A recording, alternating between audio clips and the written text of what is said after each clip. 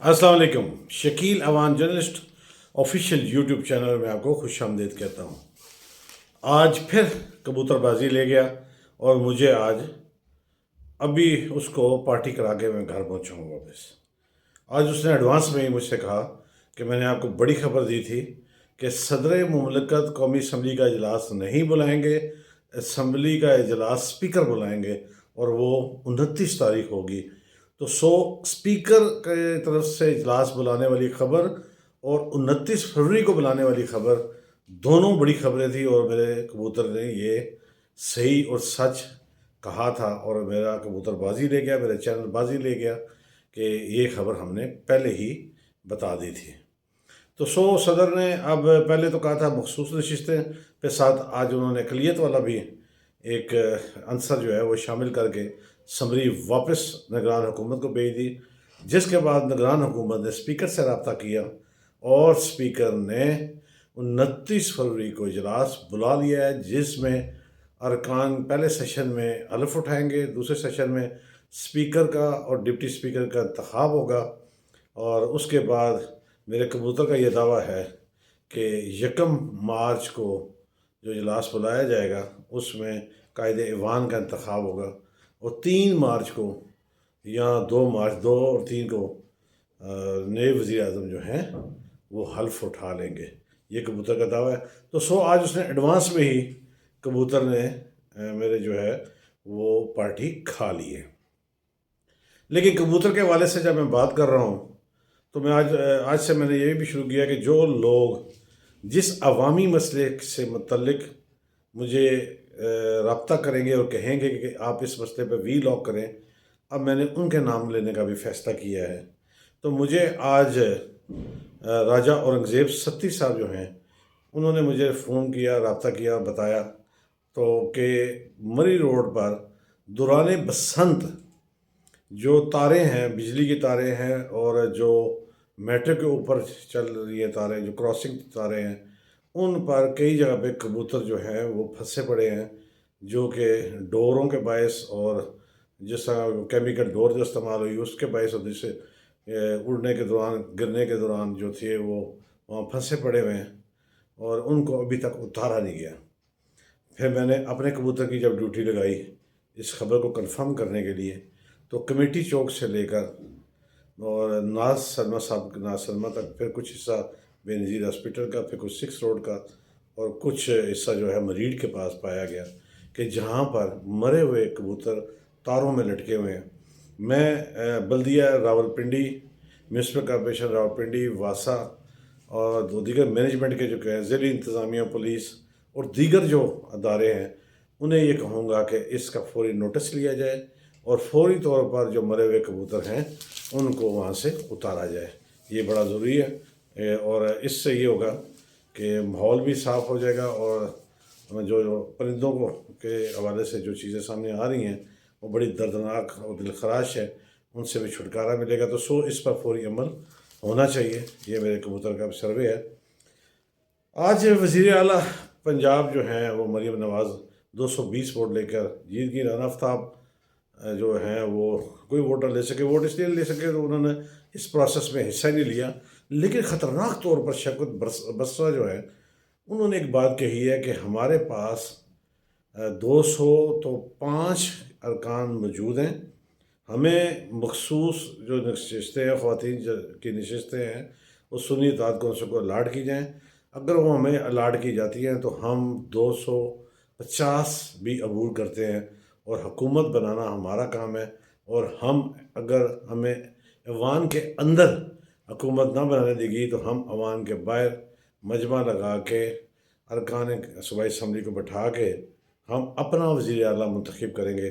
तो अनारकी फैल चुकी है, अनारकी का पहला कदम आ चुका है। आज स्पीकर पंजाब असम्बली जो रूल्स की बहुत बात करते हैं, रूल्स ठीक है अपनी जगह होते हैं, लेकिन कोई बुर्दबारी सियासी जो है वो थोड़ी बहुत समझ बूझ और मामला फहमी को भी देखना चाहिए कि अगर आप आज राना आफ्ताब को या शौकत बसरा को या किसी और को भी पॉइंट ऑफ आर्डर पर बोलने की इजाज़त दे देते तो उनको गुस्सा कम हो जाता और वो शायद वॉकआउट न करते, वो प्रोसेस का हिस्सा बन जाते। अब आपने एक तरफा प्रोसेस किया है تو اس پر بھی انٹرنیشنل سطح پر بھی اور کورٹ میں اگر وہ جاتے ہیں تو اس پر بھی بہت ساری چیزیں سوالات اٹھیں گے، اور اگر وہ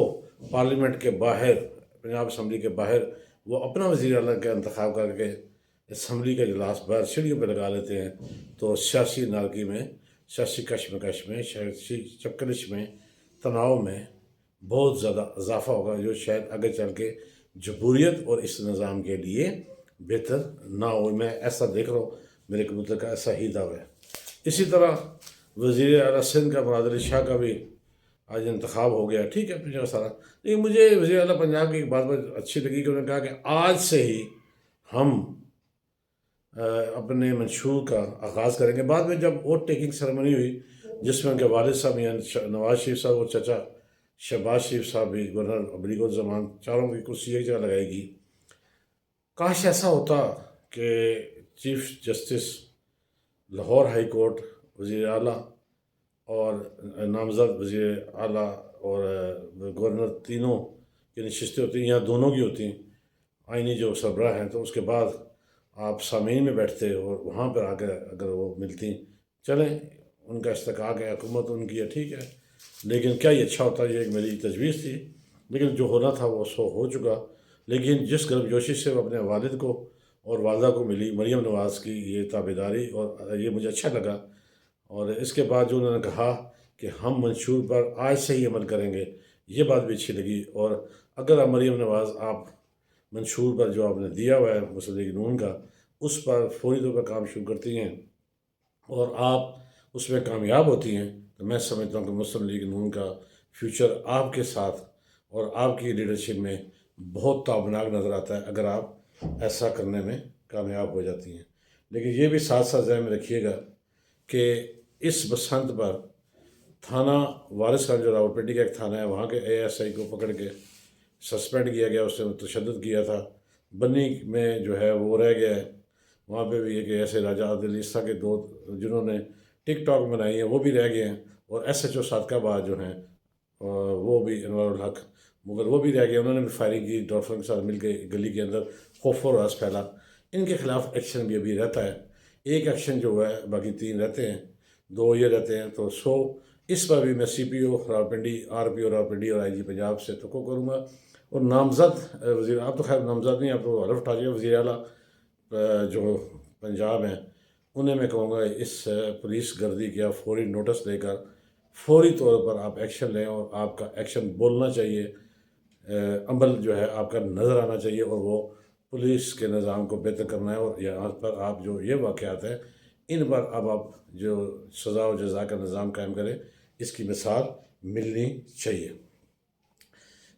ایک میں میرے آج کبوتر نے ایک اعداد و شمار اکٹھے کیے، میں حیران رہ گیا کہ ہمارے ملک میں 2,62,00,000 62 لاکھ بچے جو ہیں وہ اسکول نہیں جاتے، جن میں سے 8 لاکھ بچوں کا تعلق اسلام آباد سے ہے۔ حیران کن فگر میرا کبوتر لے کر آیا ہے۔ اگر 25 کروڑ کی آبادی میں سے 2.3 کروڑ کے قریب بچے اگر اسکول نہیں جائیں گے تو ہم کل اپنے اس معاشرے کو کس طرح ترقی یافتہ یا پڑھا لکھا معاشرہ کہہ سکتے ہیں؟ سوال چھوڑے جا رہا ہوں۔ میرے چینل کو سبسکرائب کیجیے گا، لائک کیجیے گا، کمنٹس کیجیے گا، شیئر کیجیے گا، مجھے اس کا انتظار رہے گا۔ ہمیشہ کی طرح چلتے چلتے کہتا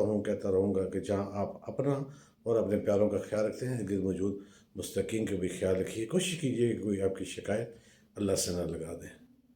کل انشاءاللہ نئی خبروں نئی بات کے ساتھ حاضر ہوگی، اجازت دیجیے، اللہ حافظ۔